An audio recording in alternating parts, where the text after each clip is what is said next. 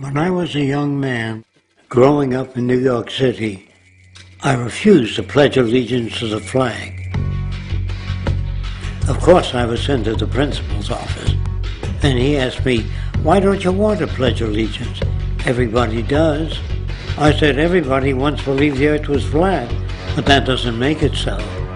I explained that America owed everything it has to other cultures and other nations, and that I would rather pledge allegiance to the earth and everyone on it. Needless to say, it wasn't long before I left school entirely, and I set up a lab in my bedroom.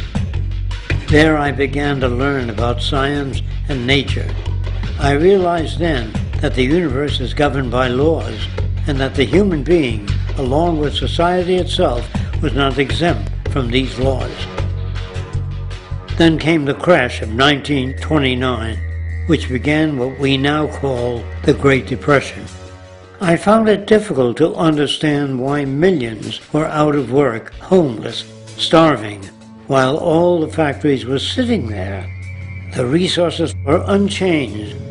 It was then that I realized that the rules of the economic game were inherently invalid.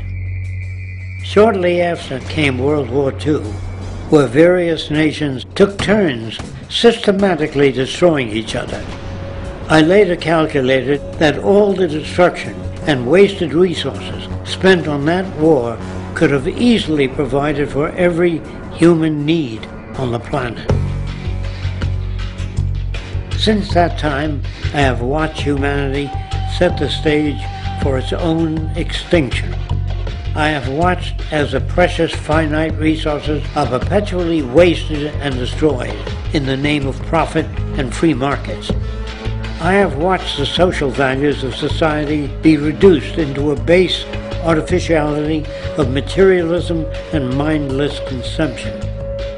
And I have watched as the monetary powers control the political structure of supposedly free societies. I'm 94 years old now, and I'm afraid my disposition is the same as it was 75 years ago. This shit's got to go.